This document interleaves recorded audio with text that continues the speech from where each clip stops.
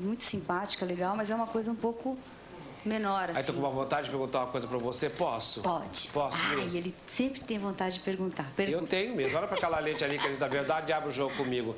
Você trabalhava com o Arrigo Barnabé, né? Trabalhava com ele. Muitos Quer dizer, anos. quando você separou do primeiro pro segundo, você não teve nenhuma queda, porque o Arrigo Barnabé é o maior gato, né? Não teve? Não, olha ali, ó. Ali?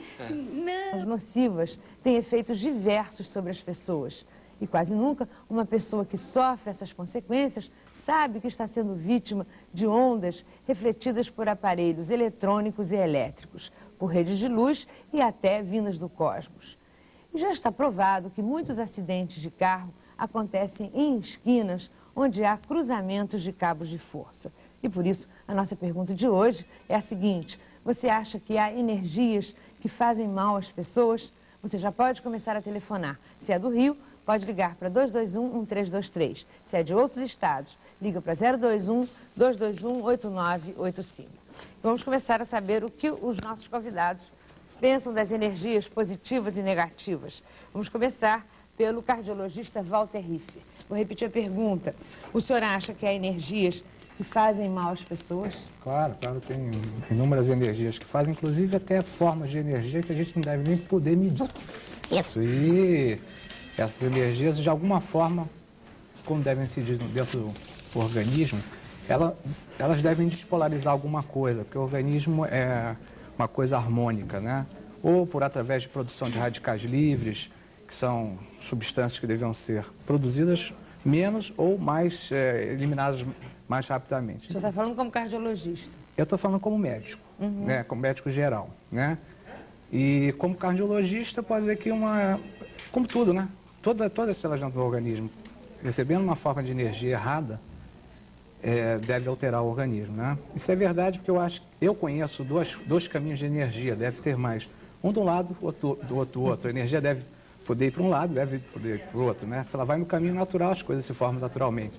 Se ela vai por um caminho diferente que o habitual, deve ter um desarranjo, pelo menos a nível molecular, dentro de uma célula cardíaca, dentro de uma célula de todo o organismo, até dentro de uma célula cerebral. O câncer é mais ou menos isso, né? É um desarranjo desse, né? O câncer. Ok.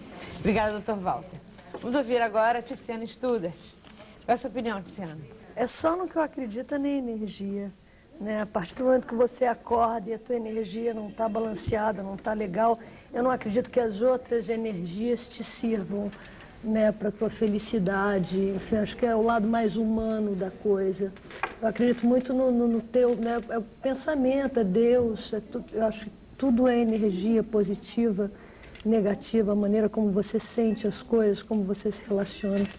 Acredito que a vida é energia pura. Ok. Obrigada, Tiziana. Dá sua opinião. Agora o arquiteto Marcelo Carvalho Ferraz. Bom, eu não sou especialista em energias, mas eu imagino que na cidade grande, na cidade que a gente vive hoje, nas cidades, eu moro em São Paulo, a gente está pegando energias o tempo todo, boas, ruins, e são as tensões da cidade, as tensões dessa vida maluca que todo mundo vive. Eu acho que isso existe muito e interfere demais nas pessoas. Ok, valeu, Marcelo. Por isso eu trouxe aqui um pouquinho de roça. Isso, já vamos conversar sobre isso. Do lado de cá, vamos ouvir o engenheiro Francisco Sertão. Quer que eu repita? Vou repetir. Você acha que há energias que fazem mal às pessoas? Olha, é difícil eu dizer isso, porque também não sou um especialista no assunto, mas eu acho que a gente tem um desgaste muito da nossa energia potencial, né? Dessa energia que a gente consegue acumular, talvez durante a noite ou na nossa alimentação, e eu acho que esse modo de vida hoje tão desgastante faz com que a gente joga ineficientemente toda essa energia potencial fora, sem que a gente possa usá-la, talvez, assim, de forma mais adequada para o nosso organismo, né? Mas a energia que eu pergunto é uma que não é sua só, ela vem de fora e te faz mal. Você acredita nisso? Acredito. Ok, Francisco, obrigada. Dá sua opinião agora o ator Vitor Hugo. Bom, como o Marcelo e o Francisco, eu também não entendo muito sobre essas coisas, né? Mas eu acho que uma energia que possa vir de fora possa causar várias coisas contra você, bem ou mal, energia positiva, negativa. Mas eu não faço nada, quer dizer, eu acho que a mim não interfere muito. Pelo menos nunca aconteceu nada assim de indiferente comigo, com essas coisas de energia positiva, negativa. alguma coisa parecida com isso. Ok, Vitor, obrigada. Agora a gente faz a mesma pergunta a Mônica Cury de Souza. A Mônica é motoqueira, vai participar do Enduro da Independência. O que você acha, Mônica? Eu acho que, sem dúvida alguma, tem muitas energias que não são boas para o nosso organismo, né? Principalmente, como o Marcelo falou, nós vivemos em grandes centros e tem muita coisa que nós absorvemos que pode interferir de uma maneira negativa na nossa vida. Eu também não sou especialista, mas também nunca senti assim, nada que pudesse ter me prejudicado como energia, mas eu acredito realmente que tem alguma coisa que possa fazer, de repente, não agora, mas numa idade mais avançada. Pois é, mas pelo que o doutor José Barbosa vai dizer pra gente já, a gente não sente não. Quando olha, ó, babau, já é. Babau, pois é, isso que é o problema. Bom, vamos ouvir agora a opinião dos nossos debatedores. Tereza Cristina. Bem, eu realmente acredito que a energia ela pode ser positiva ou negativa, que esse equilíbrio é muito importante. Eu acho que agora a gente está discutindo muito, inclusive, a filosofia oriental para reequilibrar as energias da natureza. Mas, por outro lado, eu acho importante a gente discutir o progresso e também não começar a questionar tudo do progresso como está acontecendo agora. Você começa a questionar tudo porque você acha que tudo aquilo que te faz bem ou que agiliza um processo pode ter o seu lado negativo, isso pode acabar matando a pessoa. Então, eu acho que nessa questão, vamos dizer, do progresso da indústria, eu acho que tem que haver um controle muito forte dos produtos para que eles não afetem nocivamente as pessoas, mas o progresso é importante sim. Agora, tem uma energia que eu detesto, que é a energia das pessoas, que é a energia, por exemplo, da inveja. Essa é uma energia que faz mal e ela é daninha mesmo. Agora, tem uma outra energia que me preocupa muito, que é a conta da luz. No Brasil está muito cara também. Ok, Tereza, obrigada. Edgar Flecha Ribeiro. Eu também não entendo muito de energia, não, mas eu acho que eu concordo com o Vitor. Não estou muito aí para essa da energia, não. Eu acho que o problema não é na área da energia. Eu acho que há duas coisas no homem que são absolutamente limitadas. As únicas coisas que o homem não tem limite, a burrice e a maldade. Não precisa inventar energia. O homem, quando se bota a serviço da burrice, ou quando ele se coloca a serviço da maldade, o homem é um animal capaz de fazer coisas bárbaras contra si mesmo, contra quem está do lado, contra a natureza em geral, contra a sociedade, contra o animal, contra a planta, contra a vida. É o único homem, o único animal que pode deliberadamente agir de cabeça feita contra a vida, é o homem. Mas essas energias que nós vamos falar hoje não tem nada a ver com o homem, não é ele que emana. Essas energias vêm da natureza. Mas eu acho que essa natureza não está assim para o homem. O homem é muito preconceito. Vamos saber isso já. O homem é muito soberbo. Ele fica achando que ele é centro do universo. De repente você está bem no meio da parede de energia e não sabe. Ah, não estou nem aí para ela. Eu não estou aí para ela. Se eu não tenho certeza que essa parede, se eu não prestar atenção, eu atravesso. É o que você pensa. Vamos saber dela já já. Vera Barroso. Aí eu quero luz, mais luz. Doutor José me dê luz, porque eu não estou entendendo nada dessa história. Uma coisa mais imprecisa que essas energias todas que as pessoas falaram. Eu achei que era energia elétrica, energia radiestésica. Eu não sei o que está se falando. Palavra de honra, não estou entendendo nada. Nós estamos perguntando, você acredita em energias negativas? Ah, eu queria precisões. Energias negativas, essas coisas. Ah, sim, não. Não sou muito chegada nessas coisas, não. Ok, valeu, Vera. Bom, vamos falar dessas energias. Vamos conversar com o pesquisador José Barbosa Marcondes. Ele pesquisa há mais de 50 anos as radiações nocivas, radiações que estão nos eletrodomésticos, no solo, nas redes elétricas e até no céu. A gente conhece muito pouco esse tipo de energia, né? Mas esse assunto vai ser o assunto do debate no primeiro Congresso Internacional de Radiações Nocivas Eletromagnéticas, que vai acontecer na próxima semana em Foz do Iguaçu, aqui no Brasil. Doutor José, começa explicando, como o senhor explicou para mim antes do programa, que energias são essas? Existem três tipos de energias principais.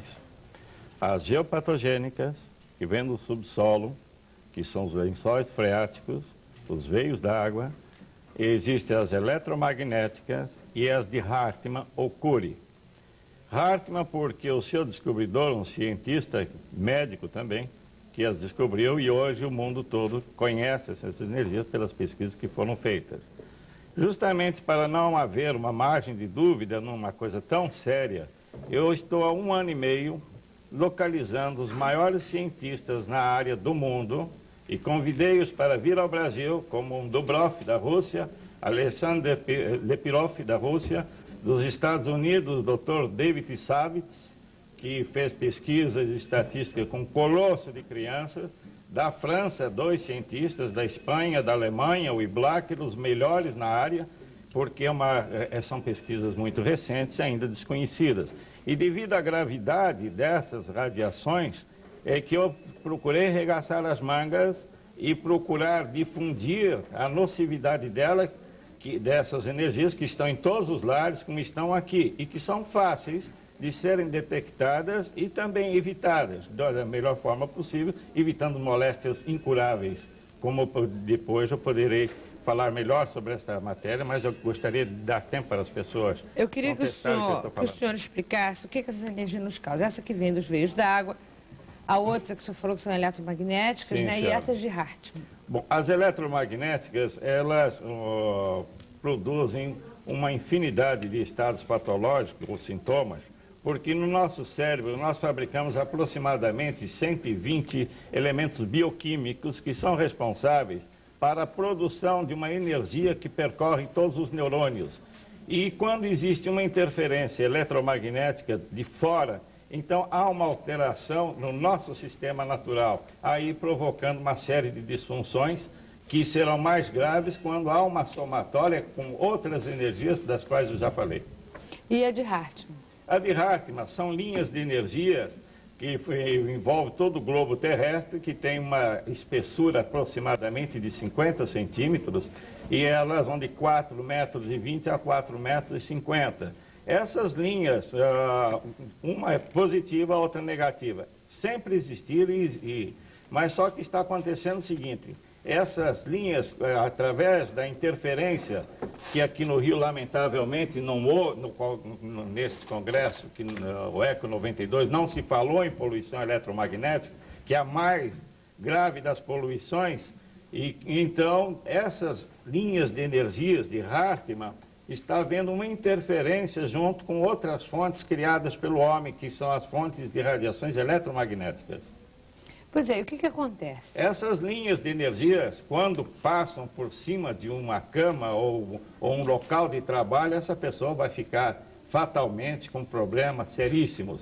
Eu estou chegando de uma cidade, de Foz do Iguaçu, onde está a maior hidrelétrica do mundo, estou com o apoio das autoridades locais, e mais ainda, por exemplo, na cidade de Pato Branco, em que o prefeito de lá teve a coragem de congregar a assessoria de imprensa, reunindo no quarto dele rádio e televisão para comprovar que ele perdeu a esposa com câncer por causa dessa radiação que passava bem em cima da esposa dele, e pagou um preço alto sobre isso. E hoje ele está fazendo o recenseamento na cidade, fazendo levantamento da saúde de pessoa por pessoa, de todos os sintomas, verificando as zonas de risco da cidade onde há maior incidência, porque não se justifica uma rua, por exemplo, o índice de câncer altíssimo e 3 quadras adiante já não existir isso. Então, isso está sendo levantado. E como é que se detecta essas energias? Existem hoje aparelhos que até 10 anos atrás não haviam. Hoje existem firmas na Alemanha que fabricam aparelhos, mas a nossa sensibilidade poderá detectar isso de forma simples. Por exemplo, uma pessoa quando entra em um campo de energia, se tiver uma sensibilidade natural, nas mãos vai sentir, inclusive, às vezes, como se fosse um formigamento, como se fosse um vento, ou uma sensação diferente quando entra numa zona de radiação. Existem outros meios também, por exemplo, que eu tenho procurado ensinar, fazendo pequenas varetas de arame, coisa muito simples, usando uma caneta Bic, e aí a pessoa poderá fabricar um aparelho caseiro para detectar, e a maioria pode fazer isso. Existe um outro método também muito simples, uma pessoa faz um pêndulo com qualquer coisa, com uma aliança, um chaveiro, e esse pêndulo ele vai girar anti-horário se a pessoa entra numa faixa de radiação negativa. Se estiver numa faixa normal, então será girando positivamente. Agora as pessoas, mas por quê? A pessoa mexe o pêndulo, não é. Se vocês encherem uma pia com água e soltarem o tampão, o que vai acontecer? Essa água vai girar como se fosse um redemoinho, porque isso é um princípio natural. Agora, esse mesmo princípio nós temos, e quando temos um pêndulo na mão, então vai girar no mesmo sentido de direção da água. Mas quando existe uma anormalidade, ele vai fazer exatamente o oposto, girar. Posso fazer uma pergunta? Como é que, por exemplo, esse prefeito ele poderia ter evitado a morte da mulher Ele dele? poderia ter evitado pelo seguinte, porque há 4 anos atrás, em um programa de televisão, eu expliquei exatamente isto. Ele tentou falar comigo naquela ocasião, mas não conseguiu. 2 anos depois, a esposa dele veio ter câncer e morreu há 2 anos. Mas, doutor Marcote, me diga Sim. uma coisa. Isso, tudo que é científico, Sim. uma vez repetido dentro de determinado conjunto de circunstâncias, se reproduz o mesmo fenômeno. É um dos princípios da ciência. Não necessariamente. Não. Quando se é ciência, O Jung não a acha. matéria atrai a matéria na razão direta das massas, da razão inversa, ao quadrado da distância. Mas Bota há um um jogo, campo- uma não, pedra, mede a distância, vai dar. É lei científica. Não tem jeito. questionável. Kepler, Newton, não tem lei científica, você vai para o laboratório, repete a experiência da física mesma quântica coisa. nega A isso. química, você mistura A com B, vai ficar vermelho. Você vai para o laboratório, mistura A e B, tem que ficar vermelho. Se não ficar vermelho, não é ciência. Isso é científico, existe e o senhor é capaz de reproduzir as circunstâncias, não as boas, quer dizer, ninguém precisa... Claro. Mas pelo menos se houver boas circunstâncias, em ambiente de laboratório, isso é reprodutível. Existe, é claro que, tanto é que existe um laboratório, que é um dos mais especializados nessa área, que é o laboratório de Mersmann, que virá também ao Brasil, justamente com esses equipamentos, em que não só reproduz numa tela de computador, mas imprime em terceira dimensão todas as radiações existentes. E vem para o Brasil também não é um modelo, lotes. é o fenômeno, não é a reprodução de um modelo teórico no computador, é a reprodução do... A reprodução, se aqui passa o aparelho, ele detecta todas as frequências aqui. Agora tem um outro, por exemplo, que Lotz, que vem, um cientista também, que ele tem um equipamento sofisticado em que ele tira a fotografia da pessoa quando entra num campo de eletromagnético, é muito parecido com a foto Kirlian, só que quando a pessoa entra numa área de campo de radiações, imediatamente há uma alteração na aura daquela pessoa. E essa aura é fotografia. O que é aura, doutor? É uma radiação da pessoa para o exterior, normalmente dentro das cores do espectro solar. Às vezes mais para o azul ou para o... Mas isso aí não é aquele fenômeno do filme infravermelho que reage e se impressiona não com a luz, mas com o calor. Então, o senhor fotografa do alto do avião, o senhor fotografa a Terra, o senhor terá zonas que vão do vermelho ao verde, dependendo da proximidade que tiver de uma fonte de calor. O senhor está falando de termografia. A termografia hoje é um sistema que é usado, inclusive, na medicina. Aqui, o corpo emite várias ondas diferentes de acordo com o calor que ele emite. Então, este é outro assunto que não é o nosso. Agora, eu aconselharia o senhor, que o senhor teria todas essas respostas, até eu quero corrigir. Este congresso vai ser em 10 de dezembro, em Foz do Iguaçu. E quem poderia dar uma explicação para o senhor detalhada são 23 cientistas que eu estou trazendo de várias partes do mundo e que eles estão não só as suas explicações técnicas, suas estatísticas, seus equipamentos, para demonstrar não só para o Brasil, mas para o exterior também, sobre isso que nós estamos abordando. Eu só não entendo uma coisa, doutor José, é porque que sempre que o senhor fala, aliás, as pessoas falaram a mesma coisa, por que energia negativa e energia positiva? Quer dizer, que exista polo negativo e polo positivo em eletricidade, eu entendo, mas é a mesma coisa, porque me dá a sensação que existe uma falta de, um pouco dentro do sentido do que o Flechinha está falando, uma falta de neutralidade nessa sua ciência, como existissem coisas ruins e boas, e não existissem coisas. Você está entendendo o que eu estou falando? Entendo, sim, perfeitamente. Quando se fala em energia negativa, eu quero dizer que existem milhões de gramas de energias que nós desconhecemos. Shakespeare falou que existe mais coisa entre nós entre o céu e a terra que a van filosofia. E eu retruco o seguinte, não precisa entre o céu e a terra, entre nós e o chão que nós pisamos. Porque nós não conhecemos nada nessa área. Agora, dada a gravidade das coisas, é altamente preocupante, não só para todas as autoridades, para todos os governos, esta matéria, que é a poluição eletromagnética. Agora, se a Rio 92 foi o maior encontro, foi um encontro único de todos os chefes de Estado, houve esta falha, que não houve? Mas é uma falha gravíssima. É uma grande falha, lamentavelmente, houve esta falha, de não ser divulgado, não ser mencionada a poluição eletromagnética. E a poluição eletromagnética é uma das mais graves de todas. Vamos saber mais sobre a poluição eletromagnética. Então, José, quais são os aparelhos elétricos, os eletrodomésticos que a gente convive sempre que podem ser nocivos? Existe algum? De todos eles, o mais grave é o micro-ondas. Ah, é? O aparelho micro-ondas. O que ele faz com a gente? Ele, principalmente ao ligar, ele dá um pique altíssimo de radiação e ao desligar também. E quando ele está, no momento que ele está funcionando, aí diminui bem. Agora, mesmo depois de desligado, ainda continua por um tempo muito grande a emitir radiações que ficam no ambiente, tomando às vezes, chegando às vezes a pegar todo o apartamento. Por que essas radiações são consideradas nocivas? São nocivas porque ela altera um sistema nosso. Isso é comprovado já? É claro que é comprovado. Tanto é por isso que eu estou trazendo esse povo todo, para ter uma ideia. Nós estamos, desgraçados, muito atrasados aqui no Brasil. Na Áustria, hoje, as crianças em muitas escolas mudam de lugares todos os dias. Por quê? Para não ficarem expostas num lugar em que há um campo de energia, às vezes, que pode ser nociva para aquela criança. Então, todas... Espera aí, isso eu não entendi. Por que numa mesma sala e numa situação comum teria que se mudar? Sim, porque, por exemplo, aqui neste ambiente, existem vários campos de energia. Num quarto, numa sala de aula... Mas por quê? O que está acontecendo para Fala o que o senhor estava me falando no intervalo, que o melhor lugar daqui, ele estava dizendo, é ali onde está o flash. Sai daí que eu vou sentar aí. Eu também quero sentar ali. Mas o que acontece? Explica isso, doutor José. Eu não acredito, mas não brinco. O que é esse campo energético? Como é que ele está incidindo sobre o senhor, sobre mim? Como é que está atuando? Quem está bem aqui é o flash. Eu falei de 3 tipos principais de radiações nocivas. Umas que vêm do subsolo. Outra Se aqui tivesse um lençol d'água a 50 metros, 80 metros, o que acontecia?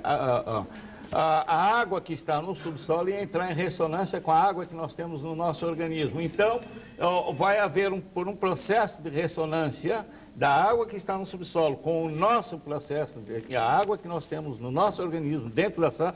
Então, vai haver uma dissonância de uma forma que vai alterar a normalidade das funções das células. Aí a pessoa passa a ter um problema. Mas isso não fica muito complicado? Vamos dizer, uma criança mudando todo dia de lugar, ela não pode ter um problema psicológico de não se sentir fixa, Minha senhora, acabar tendo o caso é tão grave sobre isso que uma escola, na Suíça, o nome da escola chama-se Silvanaplano, ela foi fechada pelos pais, pelos professores e pela própria diretoria por causa dessas radiações. O que eles fizeram? Fecharam a escola porque os alunos não tinham um aproveitamento escolar, abriram ou montaram outra no local isento de radiações. Mas peraí, o que acontecia, como eles mediram e como eles verificaram? Bom, a primeira coisa, independentemente, vamos dizer, de medição, se uma coisa não vai bem, tem que haver uma razão. Nada é por nada. Se numa sala de aula, um aluno é inteligente e tem um desenvolvimento, de repente esse aluno passa a não ter assimilação nenhuma. E porque mudou de lugar, e o outro, que por sua vez não tinha assimilação nenhuma, sentou naquele lugar, passa a ter a memória dele melhora, começa a fazer os seus afazeres escolares, enquanto que o outro, que era um bom aluno, passa a ser mau e há uma inversão. Hoje existem aparelhos para isso. Agora, eu procuro ser o mais simples possível para que todas as pessoas possam por si detectarem, porque ninguém vai comprar um aparelho caríssimo, sofisticado. Então, uma pessoa, uma vez se educando a sua própria sensibilidade... Doutor José, fala dos acidentes de carro. Sim, é uma das coisas. Por exemplo, na Alemanha, uma estrada, uma reta de quilômetros, só num ponto dessa estrada havia acidente frontal. Isso chamou tanta atenção que toda a Europa conhecia aquele fator.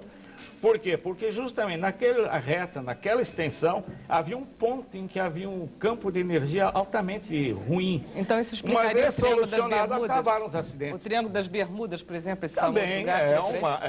há um processo desse. Agora, tem tanta variável nessa história, quer dizer, é porque o senhor consegue me isolar uma, mas eu, por exemplo, na minha vida, qualquer situação que eu viva, eu não consigo isolar essa variável assim, só pelo fato de sucesso ou insucesso. Às vezes, um exemplo ajuda muito.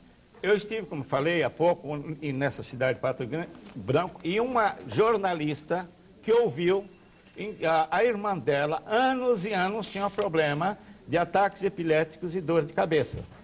Anos. Agora, foi feito o levantamento lá, constatou que na cabeceira da cama dela passava uma linha dessa. Então ela mudou de lugar, 24 horas depois não sentia mais nada. Mas para comprovar o que eu estou dizendo, essa linha, como é uma reta que vai uma distância, a vizinha tinha o mesmo problema. E o mesmo problema porque a cama no mesmo lugar é a mesma coisa. Então o que acontece? Uma simples informação pode, às vezes, ajudar a saúde de muitas pessoas. Mas o senhor diz que o aparelho é muito caro. Como é que a gente, a partir desse programa aqui, a gente pode se autoajudar ou, enfim... É o que eu estava tentando falar. Pode-se fazer um aparelho... Sim. Uma simples... O pêndulo... Com o pêndulo. A sensibilidade. Isso, a sensibilidade que a própria pessoa tem. Ou são duas varetas que podem ser feitas de arame. Introduzir em um ângulo de 90 graus, introduz a parte menor, que seriam uns 12 centímetros, dentro da caneta, e ficando a parte maior, de 23 centímetros, esse arame tem que girar sozinho, então quando a pessoa tem que ter um par, um em cada mão, quando a pessoa vai ao caminhar, então esses arames começam a ter reações por eles mesmos, então ele vai indicar onde está, onde há ou não um campo de radiação.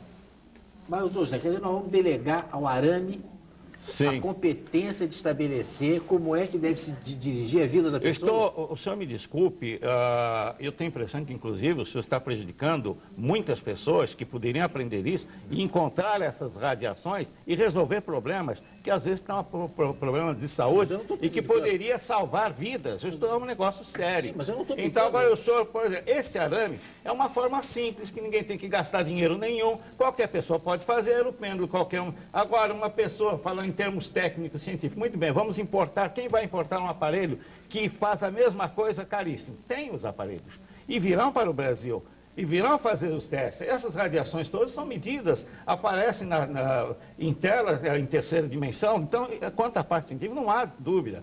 Para ver o atraso desse país nisso, desculpe, eu sou brasileiro, amo este país, veja uma coisa que hoje engenheiros na Áustria, eles carimbam a planta, aprovando a planta como engenheiro, e do lado que foi feita uma revisão no prédio, que não existe, ou que existe é onde existe. Essa já está virando uma rotina, né? Ciência incontestável. Por que não usar a estatística para o levantamento dos lugares de risco e comparar outros que não existem nada? Existem casos fatídicas. Tem uma sensibilidade natural, depois de tantos anos trabalhando nesse assunto, o senhor já tem uma sensibilidade para detectar esse tipo de fenômeno? A questão de sensibilidade, todos que estão aqui têm. Uns mais, outros menos. A questão de sensibilidade é mais ou menos igual a um halterofilista. Há pessoas que já nascem com uma constituição física que poderá aumentar mais essa constituição através de exercícios. Já vem com aquela... Outros sensibilidade, sempre poderá aumentar a sua sensibilidade. Okay. Todos nós podemos desenvolver. Pena, falta falar uma porção de coisas, mas não tivemos tempo para isso. Doutor José, esse debate acontece semana que vem em Foz do Iguaçu. Qualquer pessoa pode participar? O congresso será dia 10 de dezembro em Foz do Iguaçu. Qualquer pessoa poderá participar. Eu acredito que nós agora vamos ter o apoio, inclusive o ministro Adib Jatene sabe do nosso trabalho, ele recebeu um relatório disso. Existe um comitê científico formado pelo Instituto Adib Jatene, que antes dele ser ministro, esse instituto nomeou 3 cientistas brasileiros para supervisionar e acompanhar esse trabalho desse congresso. Perfeito. Você quer deixar um telefone para informações? O telefone é São Paulo, 011-277-35621. Perfeito. Muito obrigada. Vamos ver a opinião das pessoas, tá? Durante o programa. Vamos parar um pouquinho para o intervalo e na volta vamos conversar sobre as arritmias cardíacas com o cardiologista e geriatra Walter Riff. A gente para agora e volta já já. Também responde. A Áurea mora em São Lourenço e... Não, ela está pedindo um remédio. Aproveitar para passar. Está pedindo um remédio Oncilon. Quem puder ajudar. Telefone em São Lourenço, 331-3302. 331-3302. A Iria dos Santos mora no Rio. Ela diz que acredita nas energias positivas e negativas, inclusive de pessoas portadoras dessas energias, que quando boas nos faz sentir bem e quando negativas nos sentimos mal. Ela diz que as energias estão à nossa volta, principalmente de acordo com as nossas tendências boas ou más. Quer dizer, se a gente for mal, a gente atrai energia má. Deve ser isso. O Leonardo de Vitória diz que tem um estudo da Universidade de Chicago que mostra um aumento de câncer infantil em pessoas que residiam em campos eletrodomésticos, aliás, eletromagnéticos. A Maíra do Leblon disse que quando ela morou nos Estados Unidos, a cidade dela foi apontada como um local eletromagnético e foram apontados também vários casos de abortos espontâneos por causa disso. O professor José Matos de Brasília disse que qualquer tipo de energia agride, até mesmo a simples televisão, que na opinião dele transmite energia que agride. A Regina de São Conrado, no Rio, acredita que existam energias positivas, porém ela acha que existem também energias negativas prejudicando a saúde. Continue telefonando e dando sua opinião sobre as energias, agora que você já ouviu, né, a explicação do Dr. José. Nós vamos conversar agora sobre coração. Vamos conversar com o cardiologista e geriatra Walter Riffer. Ele vem nos falar das arritmias cardíacas, ou seja, os batimentos descontrolados do coração, é isso? Sem que a gente esteja apaixonado, é isso? Ah, isso mesmo. Disritmia cardíaca, o que é, doutor Walter? É quando o coração ele bate fora do ritmo habitual. O coração, para funcionar em forma normal, ele tem o circuito elétrico dele obedece uma ordem. E essa ordem... a gente nem ouve, nem sabe normalmente, né? A gente não sabe, mas a gente pode sentir quando está normal. Mas quando a gente sente, a gente fica nervoso. A gente sente uma maneira mais simples, sentir uma batida perto do pescoço, um batimento diferente. Isso pode corresponder, na maioria das vezes, a uma alteração do ritmo cardíaco. Quer dizer, a arritmia é quando ele não bate, como o senhor falou, certinho, como ele não tem bate, que ser. Não bate dentro da sequência, porque dentro do coração existem fios, como fios elétricos. Eles obedecem uma norma para que a energia vá dentro daquela norma, para que as estruturas, como os átrios e os ventrículos, eles consigam contrair e descontrair a fim de que o sangue possa ser bombeado. O coração é uma bomba. Mas o que faz esse coração abrir e fechar, né? Mas não é o sangue? Como? Não é a quantidade de sangue que chega ali ou não? Não, chega uma quantidade de sangue e tem um circuito elétrico. Porque o músculo cardíaco ele transforma energia química em energia elétrica, energia química e energia mecânica. Isso é uma transformação que ocorre. A função do coração é jogar sangue para frente, tá? Jogar sangue, pegar sangue e jogar sangue para frente para nutrir todo o organismo, tá? Então, você pode... Isso deve obedecer uma regra, esse ritmo de energia deve obedecer uma regra. Quando, por algum fenômeno, que o maior fenômeno que gera arritmia são as emoções, não são as doenças. Se nós pegarmos uma população geral, a emoção gera arritmia. A taquicardia é uma arritmia? Olha, a taquicardia... Falou ali o doutor Flecha. Pois é. Olha só, existe uma taquicardia que acompanha o dinamismo normal do circuito elétrico, uma taquicardia sinusal. Por exemplo, um atleta correndo... Não fala assim não, sinusal, não fala sinusal sinusal é uma taquicardia que ela obedece, ela só aumenta o ritmo cardíaco, mas na sua sequência normal. A gente sobe uma escada correndo, duas. Por exemplo, um atleta. Aí chega lá, o coração bate um pouquinho mais, isso é normal. Uma mulher grávida, que tem que ejetar mais sangue, tá? Por causa da placenta. Então, ela tem uma taquicardia. Se a gente tiver com medo de alguma coisa, isso mesmo, também é tiver com medo. Se uma moça está esperando o namorado não vem, ela fica ansiosa, ela pode ter uma taquicardia, tá certo? Então, essa taquicardia, eu não sei se a gente considera como uma arritmia, a gente considera como um ritmo acelerado. Agora, se esse ritmo nasce fora do seu sítio, quer dizer, quando o ritmo cardíaco, essa energia nasce fora do ponto que deveria nascer, a gente chama de uma arritmia. Quer dizer, fora de uma situação emocional, vamos dizer, a pessoa de repente tem um troço. Não, por exemplo, você pode ter uma... Seu troço é muito bom, né? Vamos resumindo, você pode ter uma infecção, o teu organismo está de uma temperatura aumentar e você vai ter uma taquicardia, tá? Você tem taquicardia, isso é importante, taquicardia de origem patológica e não patológica, ou seja, tem taquicardia que você pode suportar, o coração pode suportar, que não altera a dinâmica nenhuma do coração, e aquelas que alteram a dinâmica do coração, sabe? Aquelas que são doentes e as não doentes. Pois é, e a gente pode identificar essas taquicardias, nós, pacientes? Olha, pode identificar estatisticamente. Se você pegar uma pessoa que é saudável e ela está diante de uma prova, um rapaz diante de uma prova, começa a ter palpitação. Provavelmente essa palpitação por excesso de adrenalina que vai imprimir um ritmo cardíaco maior. Palpitação é o quê? É taquicardia? É a taquicardia. E o que é uma batida só forte do coração? É uma epistaxia. E isso é perigoso? Depende. tá? Se ela é uma estacista gerada por um mecanismo por exemplo, a mente mandar uma mensagem que está com estresse, tá certo? Através, manda no organismo, manda na corrente sanguínea, adrenalina, então isso não tem problema nenhum. Agora, se o sítio de formação, o local onde ela formou, por exemplo, uma pessoa que teve um infarto de miocárdio, tá? Uma área lesada, tá? Essa área tem uma coisa chamada, tem uma diferença de potencial, ou seja, essa área, ela não é uma área saudável, ela gera um ritmo anormal. Esse ritmo anormal, ele altera a função da dinâmica do coração. O coração vai bater errado. Por isso é que no infarto do miocárdio, quando a pessoa tem infarto, as primeiras 2 horas são as horas mais difíceis, onde gera maior arritmia, maior frequência de mortalidade. Entendeu? Agora, como detectar, quer dizer, como você diferenciar, um leigo dizer, bom, eu sou uma pessoa saudável, provavelmente não deve ser nada, mas eu vou procurar um médico para ter certeza. Porque só através de um estudo, do eletrocardiograma... Existem pessoas que nascem com arritmias, ou seja, que sofrem de problemas de arritmia desde que nasceram, por exemplo, razões genéticas, por exemplo? Mau funcionamento? Não, tem pessoas que nasceram com tipos de bloqueio, tá?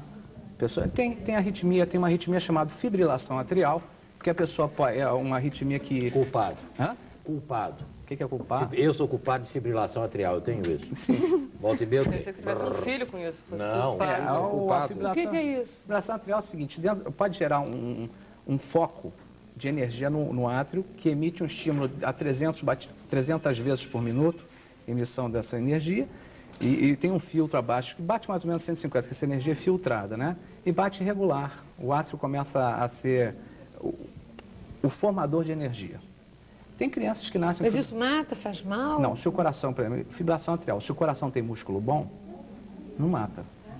Quais são as arritmias preocupantes, então? As arritmias, você quer... Eu vou falar... Quero as que matam, as que são graves, que a gente precisa as que cuidar. são geradas por uma doença. Aquelas que são geradas por emoção, não vão matar. Doutor Walter, uma pergunta, exatamente dentro dessa pergunta dela, da Lúcia. Eu ando de ônibus e já sofri vários assaltos dentro de ônibus. E tinha taquicardia ou arritmia, não sei como é que se chama, enfim, me sentia mal para burro como todo mundo. Agora, eu tenho, evidentemente, medo quando eu entro num ônibus, mas entro. Aí, outro dia eu estava num ônibus e estava tranquila, mas sempre com uma antena ligada, é uma tranquilidade esquisita também. Aí, de repente, entraram umas pessoas no ônibus, eu senti que eu tinha que sair, senti um campo energético, entendeu?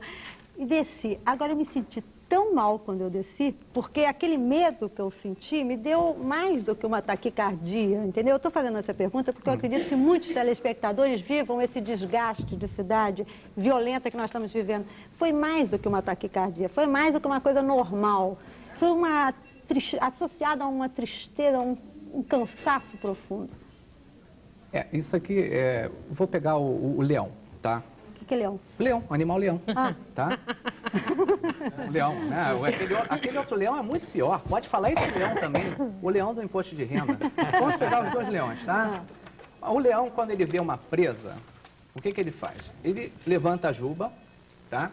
E ele produz uma substância que faz com que o coração dele bata mais rápido e que o mecanismo dele possa ativar que ele seja mais rápido que a presa, né? Ele tem adrenalina, né? A gente também produz adrenalina com uma mensagem errada, às vezes. O medo, tá? Ele tem a objetividade dele, vai buscar a presa. Como a presa também tem a adrenalina dela para correr. Então, dentro do organismo, quando a gente tem o estresse, tem diversos fenômenos. Por exemplo, uma pessoa com estresse produz substâncias, hormônios, desequilíbrios hormonais, de forma que a gente pode medir a nível laboratorial. Isso a gente pode medir sensivelmente isso. O que deve acontecer é que não é só o ritmo cardíaco, são inúmeros fatores que acontecem. Uma pessoa sob estresse, um diabético sob estresse aumenta uma glicose, tá certo? E muita coisa a gente produz mais radical livre, já ouviu falar que é radical livre, não? Não, já ouvi a radical chique. A radical chique é esse negócio de roupa, né? De humor. Mas a gente produz muitas coisas ruins que têm que ser eliminadas sob situação de estresse, tá certo? Então, você deve ter tido, além da taquicardia, modificação estrutural em tudo, nas artérias. Essa modificação, que é estrutural, não, modificação é momentânea, porque é reversível isso, né? Mas para o espectador que está vendo esse programa e que certamente já sentiu isso que eu senti, que é uma coisa corriqueira. O que você gostaria de saber, doutora? Como é que o senhor poderia ajudar a pessoa? Eu, por exemplo, achei que era mais grave do que o comum e não sei o que é, mas não sei se também é caso de ir no médico. No momento ou depois em esclarecer esse problema? Esclarecer, perguntar ao senhor. Eu acho que a primeira coisa, uma pessoa que está sob qualquer situação anormal, ela para saber, ela tem que ser medida. Para saber que nem, ó, estou aqui com um monte de batata, mas quanto é esse monte de batata? É 2 quilos, põe na balança, vê quanto é 2 quilos. Então, se você está passando mal, então você vai no médico. Olha, eu desci do ônibus, tive aquela situação, tive isso. É normal ou anormal? O que ele vai fazer? Ele não vai poder reproduzir essa situação exatamente, mas ele vai medir se tem alguma alteração que seja doentia. Ela pode morrer de infarto depois disso? Olha, uma pessoa sob estresse... Uma pessoa não cardíaca. Não cardíaca pode. Uma pessoa pode ter um espasmo da coronária. O que é isso? A pessoa tem uma coronária limpinha, limpa. Ela tem um espasmo, um fechamento espontâneo da coronária. Isso é muito comum, não a morte. A morte é rara, mas pode ocorrer. Isso é comum. Eu vi um trabalho de mulheres desquitadas, escrito por um japonês, numa revista importante, que essas mulheres tinham dor no peito, não se conseguia comprovar a nível de eletrocardiograma, nem em prova de esforço, porque as artérias são limpas. Só naquele momento do estresse é que aquele hormônio, que o hormônio faz ela colabar, ela fechar. Como é que se provou isso? Fez o eletrocardiograma de 24 horas. Tá? E fez uma correlação que essas mulheres que estavam sob estresse, desquitadas, um momento muito angustiante, né? Elas tinham esse espasmo da coronária, cuja imagem é semelhante ao infarto do miocárdio, uma lesão do miocárdio, igual do infarto. Quando elas abrem, volta o eletro a ser normal, porque durante aquele momento há uma lesão. Elas não chegam a infartar, então? Não, porque aquela artéria abre, mas pode ter um infarto do espasmo da coronária. Doutor Rio, agora fora disso, cigarro, álcool, tiroide, isso tudo dá taquicardia, não dá? As causas da taquicardia são inúmeras. Tiroide, o cigarro, álcool, e tem tanta coisa. Ambiente infecções. Competitivo, isso, insegurança. Isso não é o lado do estresse, eu digo o lado orgânico. O lado orgânico. Há causas orgânicas para uma pessoa, por exemplo, com o coração descontrolado. Intoxicação celular por chumbo. Estou falando isso porque... Saturnismo? Não, o chumbo que a gente tem no dia a dia, né? Aquela pasta de dente que a gente usa aqui nos Estados Unidos agora, tudo de plástico, né? Por ouro, as ligas de ouro, por prata, por mercúrio, né? Por cobre. Isso tudo prejudica o coração? Prejudica tanto que são poucas pessoas, poucas escolas da cardiologia, poucos cardiologistas que sabem disso. Foi através do mineralograma, um estudo de retirada no fio do cabelo, para saber a composição intracelular, e que detectaram que muitas pessoas que tinham arritmia e que não tinham exames morfológicos, exames normais alterados, viram que poderia ser dessa intoxicação. Como é que fizeram? Começaram a desintoxicar essas pessoas. O único método que eu conheço para desintoxicar isso é a homeopatia. Alopatia, eu não sou homeopata, mas eu sei que é o único método, a homeopatia, que limpa esses metais pesados intracelulares. E à medida que foi limpando, as pessoas não tinham mais essas arritmias. Sabe? Isso são casos importantes porque... Todas as arritmias se refletem em taquicardias ou existem outras? Quais são as outras, as mais graves? Olha, pode ser bradicardia também. O quê? O coração, todas as arritmias, o coração bater lento também. Mas isso não é bom para todo mundo? Parece que as pessoas conseguem viver mais se ela tem um batimento cardíaco mais lento? Se elas conseguem controlar um pouco isso? Aí você está falando, por exemplo, uma pessoa que consegue fazer uma condição de oxigenação adequada, que medita, que entra em alfa, né? Entra em alfa, ela produz uma energia muito boa, uma qualidade de energia mental muito boa. E aí os batimentos cardíacos diminuem. A tendência dela não é viver mais, ela produzir menos radical livre, porque ela está em equilíbrio. O atleta que oxigena bem, tem atleta que bate a 35, 40 batimentos por minuto, porque ele tem o coração dele é crescido fisiologicamente e consegue ejetar mais, tá certo? Parece que o Ayrton Senna justamente tem isso. Ele parece que todo mundo antes da corrida está a 180 e ele está a 120. Né? Ele treinou para isso. Você vê que uma situação de estresse, mesmo o piloto daquele vai a 180 numa partida. Né? Então isso é uma situação de estresse muito grande. É uma pessoa comandando uma máquina muito potente, né? A responsabilidade que ela tem. Agora existe também as bradicardíacas, o mau funcionamento da tireoide faz bater lentamente, né? Tem as bradicardias, quer dizer, o coração bater lento, porque houve um bloqueio numa parte da linha elétrica, chamado bloqueio aurículo-ventricular. Importante, o coração bate lento e que esse é grave. Existe um outro tipo de bradicardia no velho, tem que pôr marca-passo, que é na doença do nosso sinusal, o velho vai e cai. Tem um mal súbito, aí tem que fazer um exame para comprovar o que é. É quando o sistema de condução elétrica O que é o envelheceu. nódulo sinusal? O nó sinusal é onde nasce, onde é gerado o primeiro estímulo elétrico. É uma espécie de casa de força. É quando a primeira É no pilha, coração a ou no primeira cérebro? pilhazinha. Hã? É no coração ou no cérebro? No coração. Quais são os É isso que primeiros... você controla com a massagem carotidiana? Isso você controla, você faz a massagem. Faz né? a massagem no seio carotidiano. Isso mesmo. E controla o nó sinusal. Controla o nó sinusal. Como é que a gente deve cuidar do coração? Como é que a gente deve cuidar do coração? Eu acho que a gente deve cuidar do coração como a gente cuida da nossa alma, com todo carinho. A gente deve não fumar, não beber em excesso, comer adequadamente, com baixo teor de colesterol. Deve comer colesterol também quando vai numa festa. Esse negócio de ser excessivamente rude consigo mesmo não é bom. Mas como a gente cuida com a nossa alma, fazendo um exercício aeróbico, não fumando, não bebendo, vendo se tem diabetes, controlando a diabetes. E saber controlar a gente nas nossas horas de estresse. Saber equilibrar isso. Ok, doutor Walter. E qualquer alteração de coração, qualquer coisa esquisita, médico, né? De preferência no médico. De preferência não, acho que deve ir, coração muito sério. Né? A gente verdade. só tem um, né? É verdade. E de repente, ó, ele para. Ok, doutor Walter, muito obrigada, Muito obrigado. tá? Bom, estão sugerindo que a gente convide o Ney Matogrosso e também o ator Flávio Silvino, a Vilce da Barra e a Dalva de Poços de Caldas. Vamos encaminhar a sugestão de vocês à produção. Estamos recebendo parabéns do Dr. Augusto de Brasília, parabéns para o Dr. José Barbosa, pela exposição que ele fez e pela humildade dele. Diz que todo grande homem está em desacordo com a sua época. Viu, doutor José? Um recado para o senhor. Bom, vamos parar agora para o intervalo. E na volta vamos conversar com o Vitor Hugo. Ele está com 15 aninhos, descansando do personagem Caco. Fez muito sucesso na novela Perigosas Peruas. A gente para agora e volta já já. Zélia, de Benfica, no Rio, diz que toda semana há acidente no mesmo local, perto da casa dela. E a rua já está sendo chamada de Rua da Morte. A Leia, do Grajaú, ela faz medição com o pêndulo na sala dela, em lugares bem próximos. Ela diz que acusa energia positiva e negativa. E a Ema, de Porto Alegre, diz que o cone azul, que é comprovado pela ciência, consegue neutralizar as energias negativas. Ela diz que existe uma loja chamada Três Pirâmides, lá em Porto Alegre, onde vendem-se aparelhos simples para detectar o que o Dr. José afirmou, inclusive medir também a aura das pessoas. A Dalgisa do Rio diz que chegou um dia para trabalhar muito chateada e quando ela foi lavar as mãos, a pia caiu. E a amiga dela disse que isso era energia negativa e que ela precisava se cuidar. O Mauro do Centro, ele foi a um médico, porque ele se sentia muito cansado. O médico constatou que era porque no escritório dele ficava próximo a uma subestação elétrica.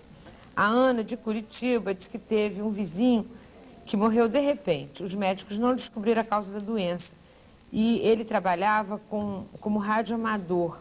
E muita gente diz que foi a energia do rádio que trouxe para ele a morte. E o Lúcio de Salvador diz que todo cientista sabe que uma pia, ao ser encaixada e esvaziada no hemisfério sul, o sentido do redemoinho formado é em sentido horário. E no hemisfério norte é no sentido anti-horário. Bom, nós vamos agora conversar com o ator Vitor Hugo. Vitor Hugo está aqui. Fez grande sucesso na novela Perigosas Peruas como namoradinho da Tuca. Ele era o Caco, né? Você tem uma cara de ser danado. Você é? Não, Que idade sou você comportado. 15. 15? Você gostou de fazer a novela? Super bacana. Foi o meu terceiro trabalho em televisão. Eu comecei na minissérie na Manchete, chamada Rede de Intrigas, que está reprisando agora. Fiz Ana Raiz da Trovão e depois entrei nas Peruas na Globo. E qual foi o que fez mais sucesso? Foi das Peruas? Foi das Peruas. Você gostou de fazer muito? Gostei, super bacana, personagem bacana pra caramba. Tinha muita coisa a ver comigo. Foi super legal de fazer. O que tinha a ver com você? Porque o personagem, ele era um menino, quer dizer, logicamente, saudável, alegre, contente, simpático. Eu acho que eu sou também. E ele era apaixonado. Eu não sou apaixonado, mas pretendo ser. Você não está apaixonado ainda por ninguém? Não. Você tem taquicardia de vez em quando? Não. Também não? Sou um pouco nervoso, um pouco estressado. É? Com esporte. Não admito perder, tem esse defeito. Você estuda também? Eu estudo, estou no segundo ano do segundo grau. E como é que foi trabalhar na novela e estudar? e fazer Capitães, que é a peça que eu estou fazendo. Você já estava fazendo Capitães? Comecei Capitães, quer dizer, a gente estava ensaiando antes de começar a novela. Foi assim super complicado, mas eu me propus, não quer? Me propus a fazer os 3 trabalhos, então eu falei, bom, então eu tenho que fazer os 3 direito. E como é que você dividiu o tempo? E eu estudava de manhã, quer dizer, estudo de manhã, as gravações eram à tarde, o ensaio à tarde e à noite. E sempre que tinha um tempo, eu não saía, não me divertia, porque esse tempo eu tinha que juntar para a escola, para estudar os textos da novela. E tinha que decorar, né? Os textos da novela. Decorar a novela, estudar a peça, que era a época de Você decora fácil? Decoro. O chato é eu estudar, né? Que decorar é fácil, mas mais difícil é você estudar o texto, estudar para a escola. Diz uma coisa, Vitor, você que trabalha em novela, faz teatro e faz televisão, como é que um garoto da sua idade, diferente desse jeito, se diverte? Bom, eu nunca soltei pipa em ventilador e nem joguei bola de gude de carpete. Eu sempre me diverti pra caramba.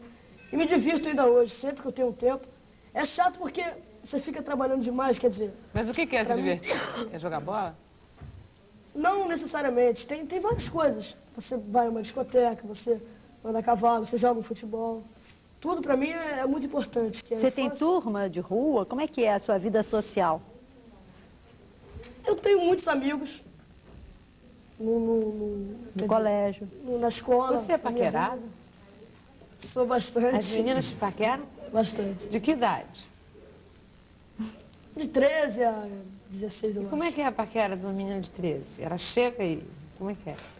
Fica te olhando meio de longe. É? Dá uma cartinha que tô até cheio de receber agora. Cartinha? A gente pode abrir uma cartinha dessa? Pode. Aqui de uma menina super bacana, Micaela. Você recebeu isso hoje? Essa não tem desenho, né? Mas elas mandam pra onde? Tem um endereço que, para quem quiser mandar correspondência para mim, é a rua Volmartius, número 22, Jardim Botânico. E elas mandam para lá. O CEP não precisa, que é só botar no meu nome que chega. E no Capitães de Areia, o que é que você está fazendo? Capitães da Areia eu estou fazendo um personagem sem pernas, que na minha opinião é um dos mais difíceis de serem interpretados. Não sei se você conhece a história. Isso. Uhum. Capitão, então, sem pernas é um menino aleijado, moleque de rua. Não tem nada a ver comigo, porque ele tem o sentimento mais forte do sem pernas é o ódio. E eu, graças a Deus, não sinto isso. Acho que não tenho necessidade. Então, está sendo super bacana de trabalhar em Capitães, que é um... É que Capitães de Areia, do Jorge Amado, está em que teatro? Está no Teatro Vanucci, Shopping da Gávea. Os horários são segunda-feira, 9 da noite, terça, quarta e sexta, às 5. Mas é para que público? Geral. As pessoas, quer dizer, se vai algumas crianças de 5 a 10 anos, não vão entender muita história, porque é um texto forte, de Jorge Amado, fala sobre os meninos de rua, e é um tema completamente atual, foi escrito em 1940, e você vê a peça, você não sabe, você pensa, pô, esse tema é de hoje, 1990, mas foi escrito em 1940, é super atual. Então as crianças vão assistir, gostam do espetáculo, mas não é assim recomendável, porque tem muitas cenas fortes, mas o público juvenil, o público adulto, tudo abrange todo o público que gosta de teatro, pode assistir Capitães da Areia, que é muito bom. Eu fiquei impressionada com essas cartas. É uma carta, essa daqui é da... Micaela, eu acho. Micaela. Ela sabia que ele vinha para o Sem Censura, né? Lamenta não poder ter vindo aqui ao Sem Censura ver você. Pede para ele mandar um beijo para ela no final da entrevista. Quer dizer, você recebeu essa carta onde? Aqui na porta? Recebi aqui. Tem duas meninas ali que vieram aqui me entregar. Ah, aquelas também são paqueras. Estão sempre lá no teatro, dando força pra gente. Quer dizer, elas sabiam que você vinha e vieram? Vieram também. E isso é comum, então? É super bacana. Elas estão sempre assim, me dando uma força, eu sempre bato papo. Minha relação com elas é a melhor. A gente... Mas você deu um fã-clube feminino enorme, é isso? Graças a Deus. Com 15 anos, você gosta disso? Agora, pra você, qual é a garota legal mesmo, o tipo legal? Bom, eu não... É claro que o tipo físico influencia muito, mas o que vale mais é o interior da pessoa. Mas uma mulher bonita pra você? Uma mulher? Isadora Ribeiro, uma de Oliveira. E olha que ele trabalhou do lado de duas feras, né? Que é a Silvia Pfeiffer e a Vera Fischer. Quer dizer que você já é tão pequenininho, já está de olho Como é assim, que você começou a representar, Vitor? Bom, eu comecei fazendo teatro em 88, com o Roberto Bom Tempo, na Barra. E ele estava dando um curso, eu fiquei sabendo, eu falei, pô, vou fazer. Fui eu e meu irmão. E a gente começou a fazer o curso, no final do curso teve uma montagem do espetáculo, não um profissional, um espetáculo amador. Sei. E de lá eu comecei a correr atrás, que eu comecei a gostar da coisa. Comecei a gostar da coisa. Você se sentiu bem representando, recebendo o palco? Eu acho que o ator, essa profissão, é uma das poucas que você faz porque você tem amor. Você não pode ser um ator obrigado. Meu filho, você tem que ser ator. Se você não tiver talento, se você não gostar, você não pode ser ator. E seu irmão, conseguiu? Meu irmão, Sandro Cardoso, está fazendo Capitães da Areia também. Estou até com as críticas aqui. Ele faz o professor. E é um personagem bacana também. E ele começou junto comigo. Vocês são dois só ou tem mais? Só eu e ele é mais velho. Quer dizer que vão ser dois atores na família.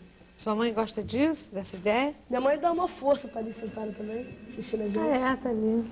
Meu pai também dá uma força pra Agora, gente. como é você, por exemplo, tão pequeno, conviver com esses monstros sagrados? E, na realidade, você também deve gostar, idolatrá-los, não é? Quer dizer, essas estrelas todas, Vera Fischer, aí você vê no corredor o Tarcísio Meira. Enfim, como é que é isso na tua cabeça, entrar nesse mundo que ninguém consegue?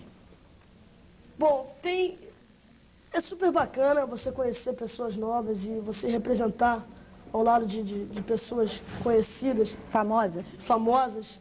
Mas não pelo fato delas serem famosas em si, porque todas são pessoas super bacanas.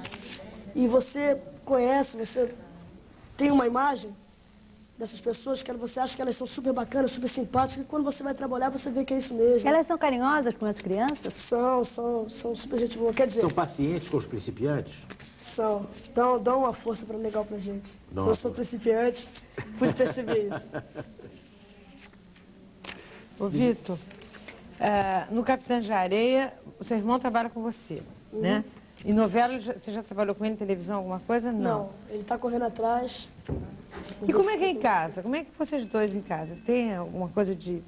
Vocês se dão bem? Tem alguma coisa de briga? Você implica com ele, diz pra ele, você não fez televisão ainda? Ou coisa assim, não? Não tem nada a ver. Eu dou uma força pra ele, ele me dá uma força. Às vezes eu tenho que decorar o texto da novela, tô atolado, ele passa comigo. Ele tem que fazer um teste, eu fico passando o teste com ele até de madrugada. Pra ajudar, entendeu? O nosso relacionamento é super bacana, é relacionamento de irmão mesmo. Ele tem quantos anos?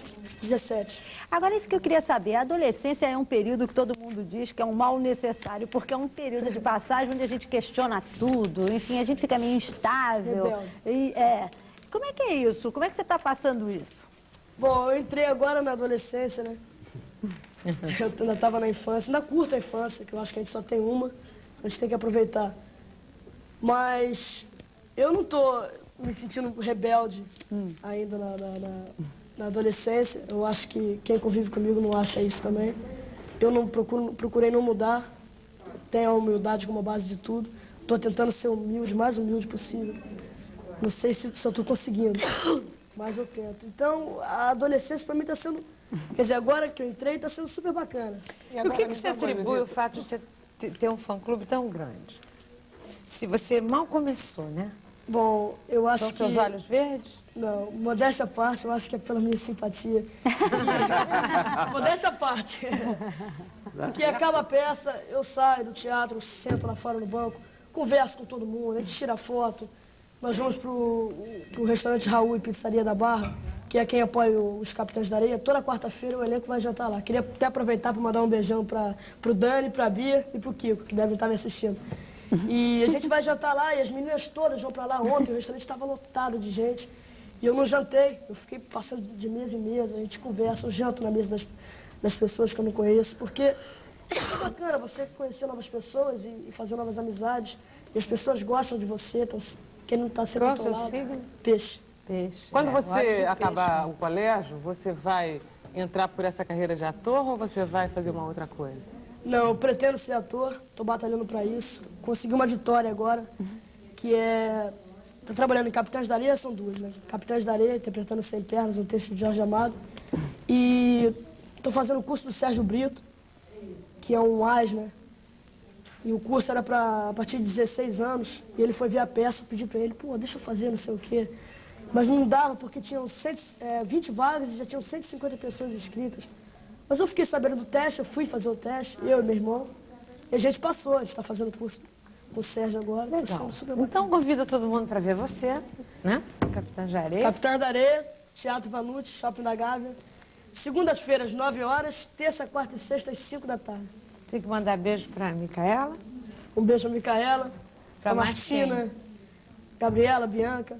E para todo mundo que eu tenho o maior prazer, queria falar o nome de todo mundo aqui, mas infelizmente não dá. Perfeito. Um super beijo. Você vai longe. Se Deus quiser. Ok, Vitor, você é uma gracinha. Um beijo. Muito sucesso ainda, tá? Obrigada. Obrigada. Vamos conversar agora com a Mônica Cury de Souza. Ela é a única motoqueira, olha que coisa bonita, que vai participar do Enduro da Internacional. Enduro Internacional da Independência. É uma prova com 1000 pilotos que começa no próximo sábado aqui no Rio e vai terminar no dia 7 de setembro em Belo Horizonte. Isso? É isso aí. A única mulher, Mônica, que maravilha, que coisa fantástica. Tá orgulhosa única mulher, disso? acho que do Brasil. Eu acho que já passou essa fase um pouco de ser orgulhosa, né? Já tenho 10 anos nesse esporte. Eu comecei em 1982, quando o esporte estava tendo início aqui no Rio de Janeiro. Em Belo Horizonte já acontecia há poucos anos. E nós nos reunimos um grupo e fundamos o RTC, que é o clube aqui do Rio de Janeiro que organiza as provas, como o TCMG, que organiza as provas de Minas Gerais. E eu comecei a competir em 84 e comecei a praticar enduro, participar das provas de enduro em 1984. De lá para cá, eu tenho corrido praticamente todos os anos, só não corri em 1990, foi quando eu tive neném, e foi a única independência, inclusive, que eu também não fiz. E esse enduro, na sua 10ª edição, ganhou o nome de Enduro Internacional da Independência, porque nós conseguimos trazer pilotos de fora, pilotos estrangeiros para cá. A Confederação Brasileira de Motociclismo. O que é o Enduro exatamente? O Enduro é uma competição de moto que, na verdade, o espectador não vê, tá? É aquela que larga e vai para dentro do mato e, de repente, chega numa cidade determinada. E é um caminho que você tem um caminho determinado a seguir, todos os 1000 pilotos. Pré-determinado pela organização e que é desconhecido pelos pilotos. E demora quanto tempo? Isso aí depende da organização. Por exemplo, esse Enduro da Independência são 3 dias. O primeiro dia nós temos 5 horas de prova. No segundo dia nós temos 11 horas de prova. E no terceiro dia, 8 horas de prova. E o vencedor é o que chega primeiro ou tem pontos? Não. Isso é que nem um rally. Isso é que nem um rally, é um enduro de regularidade. Ganha quem for o mais regular. Durante o percurso existem postos de controle chamados PC, não tem nenhuma semelhança com PC.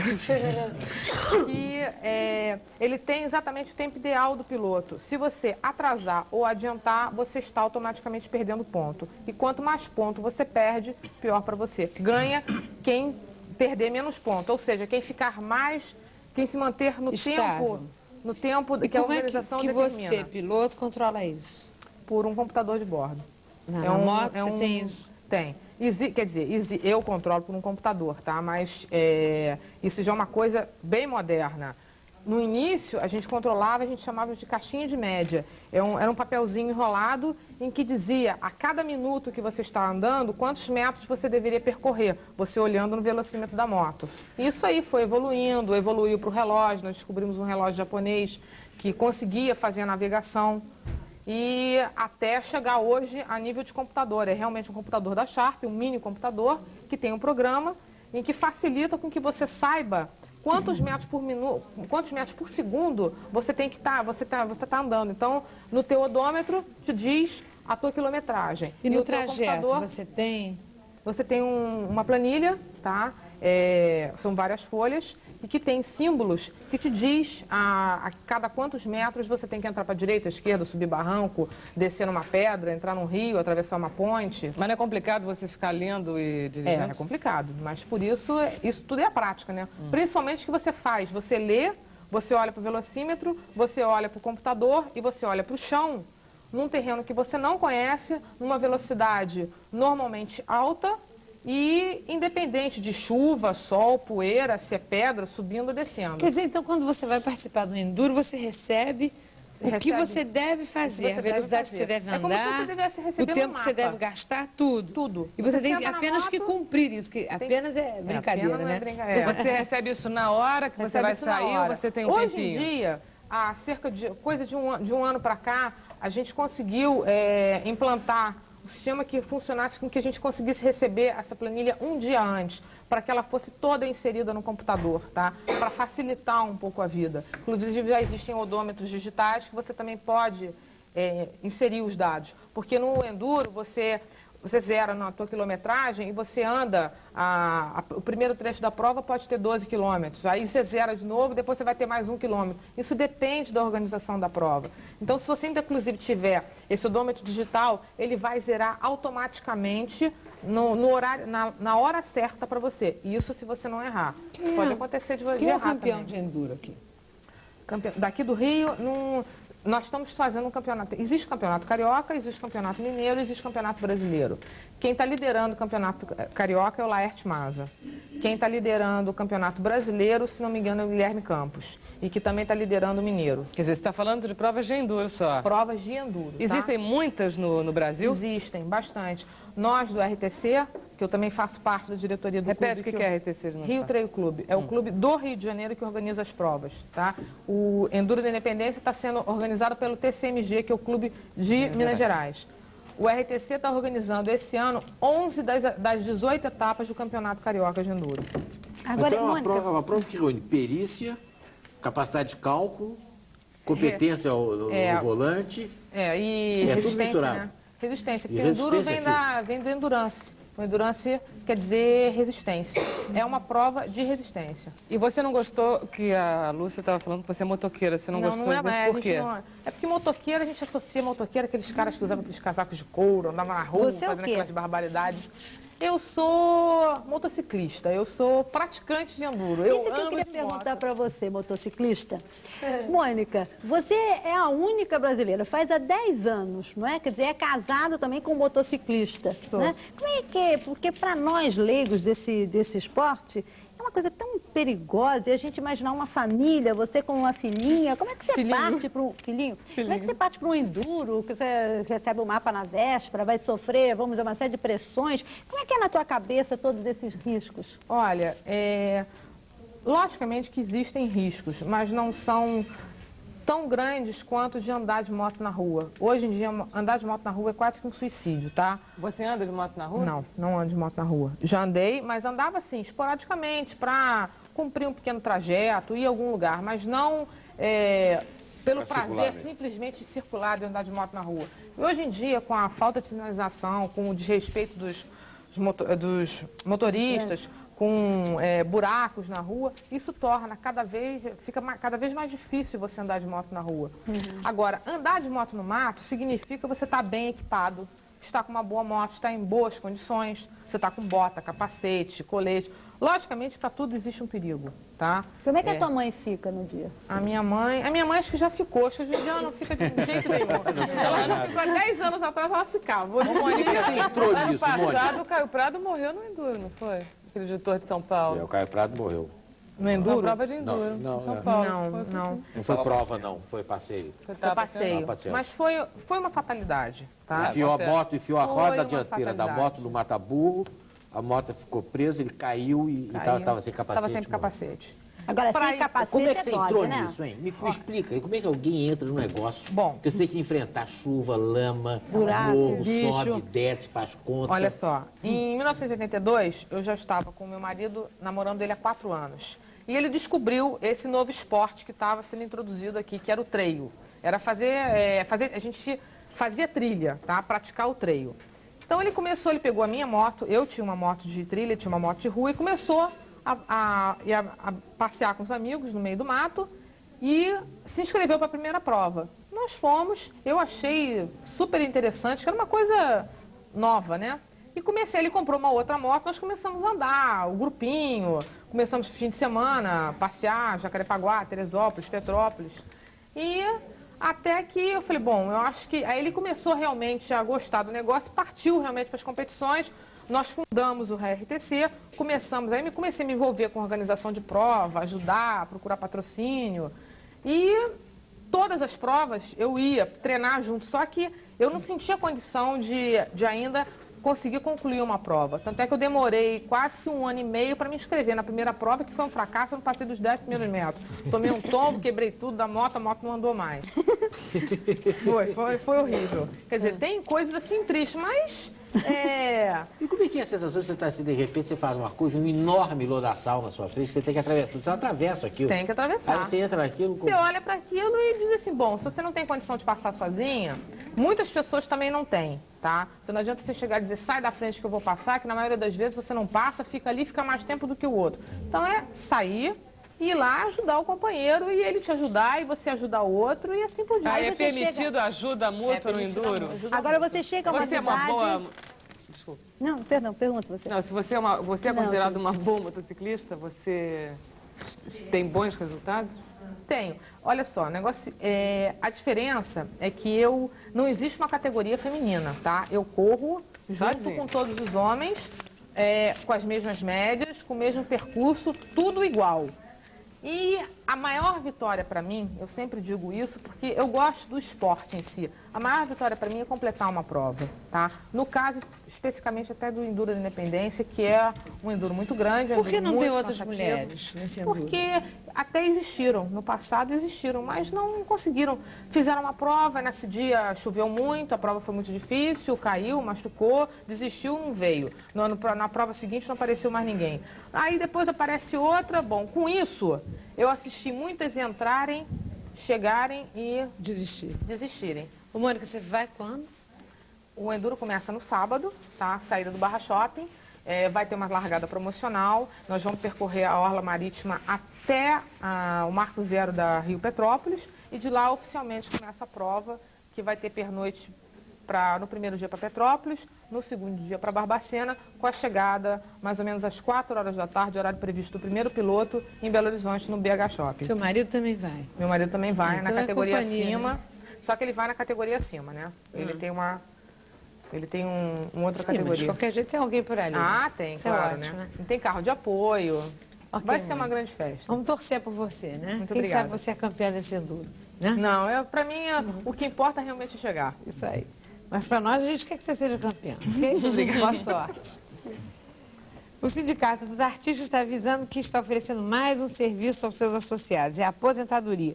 O telefone do sindicato no Rio de Janeiro, 220-8147. 220-8147. Um pedido do nebulizador da Audisec e do Meyer. Telefone 592-7827. Rio de Janeiro, 592-7827. Uma denúncia do Luiz Gustavo de Maricá, diz que na rua Doralice Cristina de Abreu, no bairro Flamengo, em Maricá, há milhares de fios da Telerge no chão. Se com isso os moradores dessa rua estão sem telefone. Está fazendo um apelo à Telerge para solucionar esse problema.